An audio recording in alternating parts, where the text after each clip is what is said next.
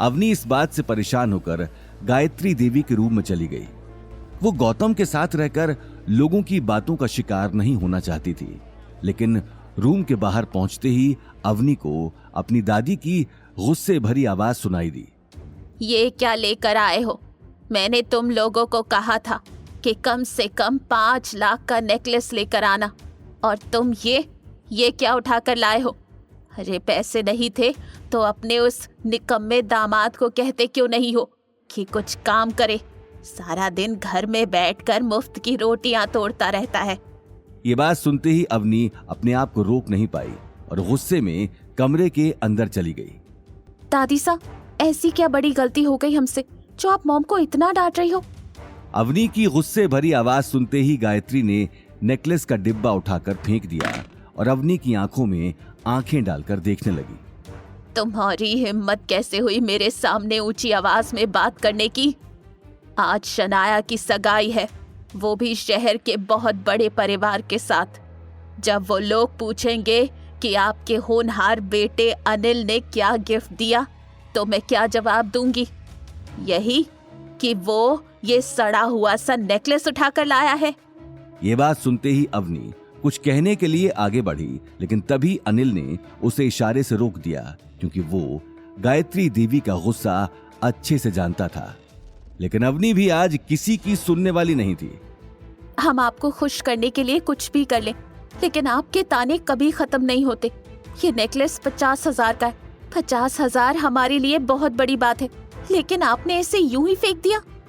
गायत्री देवी के परिवार में आज तक उनसे किसी ने इस तरह बात नहीं की थी। उसका चेहरा अब गुस्से में आग बबूला हो चुका था। तभी उसने पास में रखा गर्मा गर्म चाय का कप उठाकर अवनी पर दे मारा। अवनी ने तुरंत बचने के लिए अपना चेहरा घुमा लिया। चेहरा घुमाते ही उसे बहुत तेज कप के टूटने की आवाज सुनाई दी। अवनी ने जैसे ही अपने चेहरे से बाल हटाकर देखा तो वो हैरान रह गई। सामने गौतम खड़ा था, जिसने गायत्री का हाथ झटककर कप दीवार में दे मारा था। अवनी, तुम ठीक तो हो ना? कहीं लगी तो नहीं? अवनी की आंखों में हैरानी थी। वहीं गायत्री देवी गौतम को गुस्से में देख रही थी, लेकिन इससे पहले कि वो गौतम को कुछ जवाब देती, उसे बाहर से तेज आवाज सुनाई दी। दादी साहब, करणवीर अंकल आ गए, जल्दी आइए। करणवीर का नाम सुनते ही गायत्री देवी के चेहरे से एक पल के लिए गुस्सा गायब हो गया, क्योंकि करणवीर ही उनकी नजर में उनका सबसे होनहार बेटा था। गायत्री देवी करणवीर को देखने के लिए जैसे ही कमरे से बाहर जाने लगी, उसी वक्त एक 6 फुट लंबा आदमी महंगा सूट पहने कमरे के अंदर आ गया।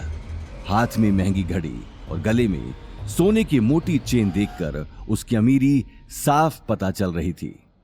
अरे मासा, कहाँ जा रही हैं? मैं तो आपसे। ये बात कहते हुए वो आदमी अनिल और गीता को नीची नजरों से देखने लगा। अच्छा, तो यहाँ भाई साहब और उनका पूरा परिवार आया हुआ है। वाह, मुझे लगा भाई साहब तो कहीं महंगी पार्टियों में उठते बैठते नहीं होंगे।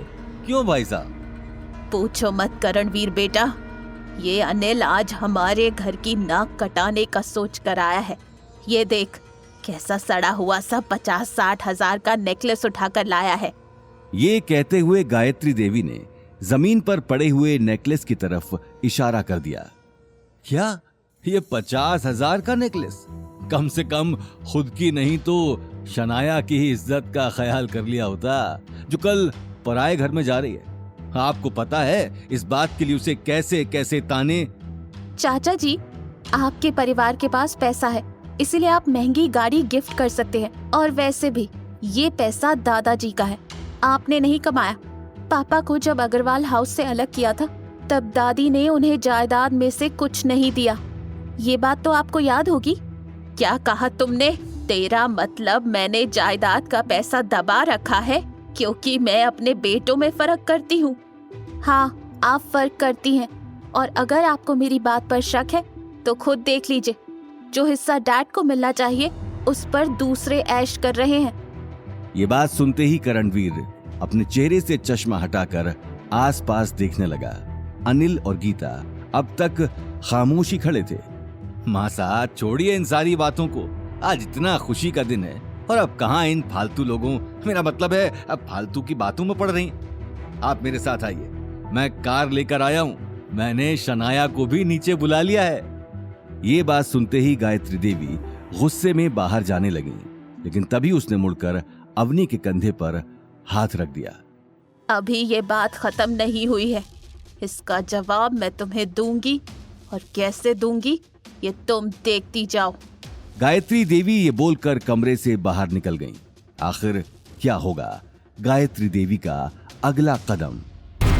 आगे की कहानी जानने के लिए देखिए अगला एपिसोड सिर्फ पॉकेट एफएम के यूट्यूब चैनल पर, और रॉयल वारिस के सारे एपिसोड्स को सुनने के लिए डिस्क्रिप्शन में दी लिंक से डाउनलोड करें पॉकेट एफएम ऐप।